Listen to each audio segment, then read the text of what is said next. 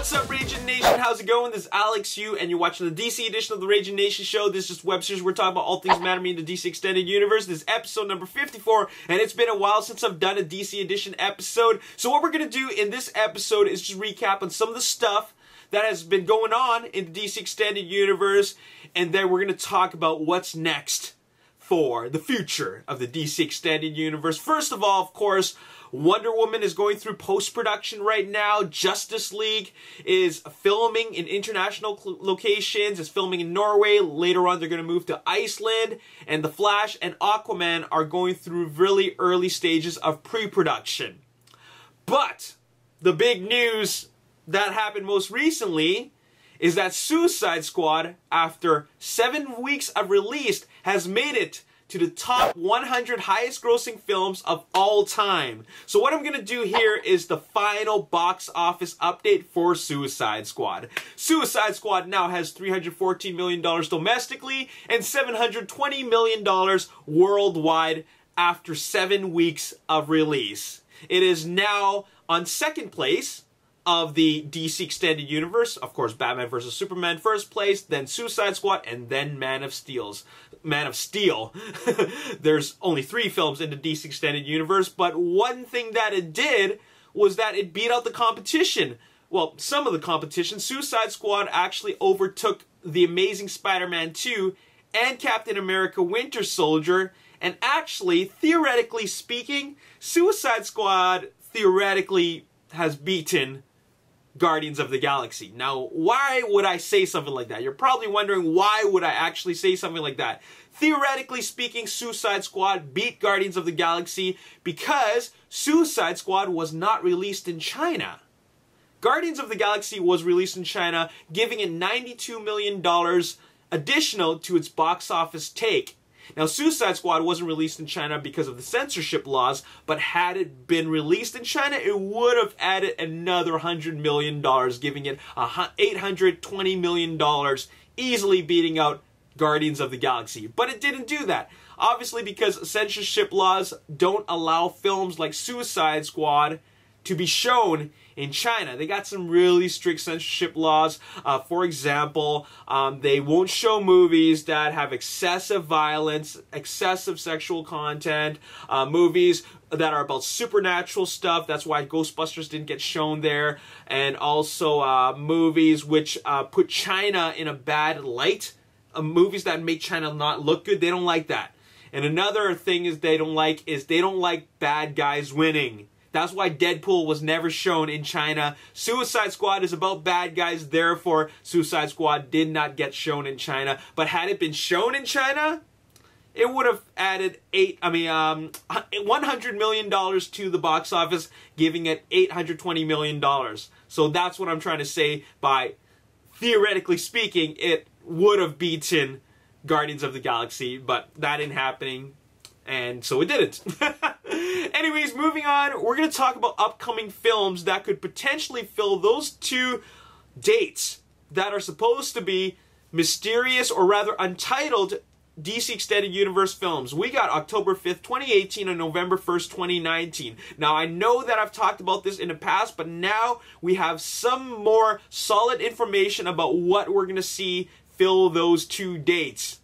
Now, first of all, I got 3 categories for these releases. I got solid releases, tentative releases, and something that's in the very, very early stages of development. I'll start off with something that's in the early stages of development, and that is Man of Steel 2. The last time we talked about Man of Steel 2, it was mentioned that Man of Steel, the sequel, is in active development. Now, Henry Cavill's manager, Danny Garcia, is confirming that the actor, rather Henry Cavill, is prepping for a solo film, Man of Steel film, the sequel, under his own production company, Promethean. And we're going to see more news about this, more solid news about this in a year or 2. Okay, so that's what's going on. Like I said, it's in the early stages of development. Now, the next type of release we could see is something that's more tentative. I'm calling these tentative possibilities for the films that could fill these 2 dates, October 5th and 2018 and November 1st, 2019. And the first one is Suicide Squad 2. Now, it's been reported that Warner Brothers actually are bringing back David Ayer and Will Smith to play Deadshot again. David Ayer, of course, being back to direct Suicide Squad 2. And this is because, obviously, Suicide Squad is a huge box office success. They want to repeat that success. So, Warner Brothers is reportedly developing Suicide Squad 2. They have not made any official comment about that. Another tentative film is the Harley Quinn solo film. Now, if they make a Harley Quinn solo film, I'm thinking, are they even going to bother making a Suicide Squad sequel? Well, looks like the Harley Quinn solo film has more solidity.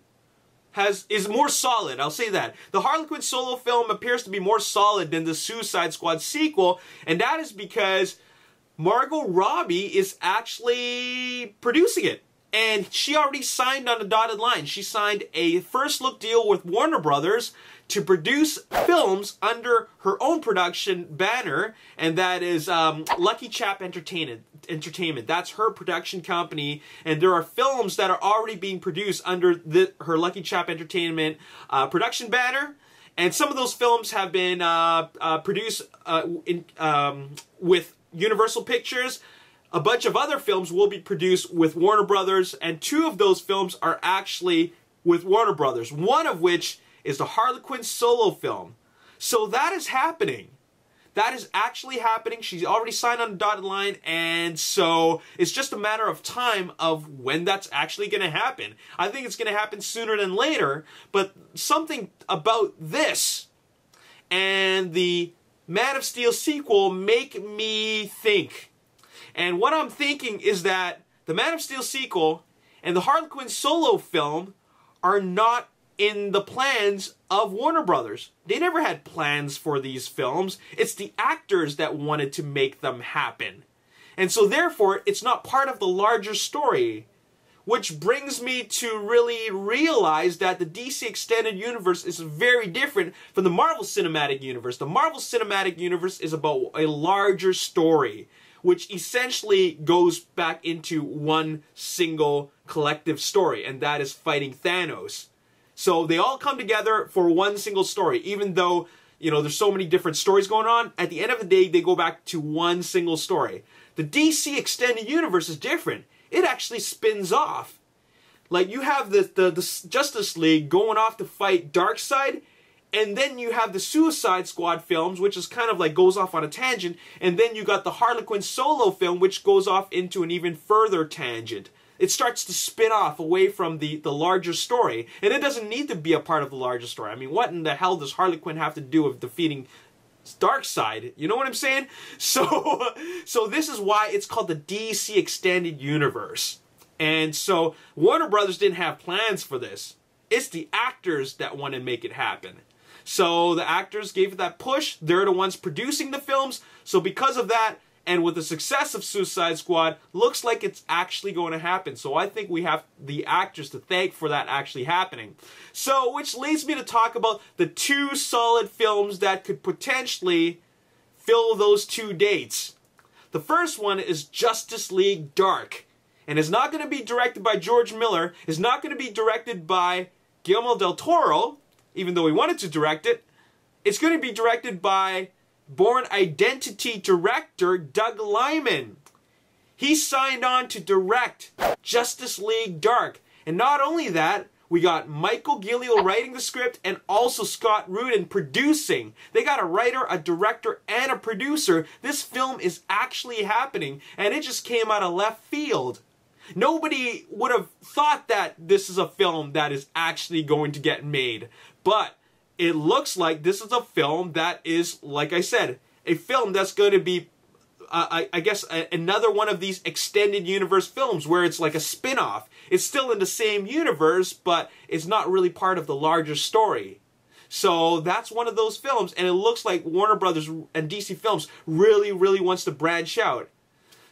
Which leads me to talk about the final film, which I think is the most solid, and that is, of course, the Batman solo film, tentatively titled The Batman. First of all, Ben Affleck is obviously Batman. Ben Affleck is also directing. He's also writing. And they just recently cast John...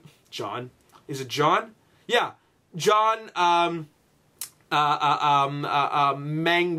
is it Manganiello or Manganiello?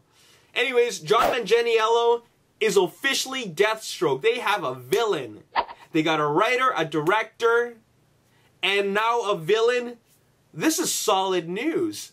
So it's just a matter of time before they tell us, or rather announce, that October 5th or November 1st of 2019 will be the release of The Batman. One of those dates is definitely going to be Justice League Dark, considering they have a writer, director, producer. But as for all those other films, like Suicide Squad 2, a Harley Quinn solo film, Man of Steel 2, those most likely won't see a release until 2020 or beyond. Okay? It just doesn't seem like something that's going to happen any earlier, mainly because when they release films in a year, they only release 2 or 3 films in the DC Extended Universe in a single year. They don't go anything beyond that. 3 films is the max. And, you know, anything more than that I think is overkill. So, that's what I think is going to happen. So I'm thinking October 5th, 2018, we're going to see The Batman. And November 1st, 2019 is Justice League Dark. And then 2020 and beyond, we're going to get Suicide Squad 2, Harley Quinn solo film, and Man of Steel 2. But no word on that right now. It's very, very early to be saying what's going to happen for those movies. But anyways, that's all I got to say in this video. I'm really excited about Deathstroke going up against Batman. That's going to be one hell of a fight.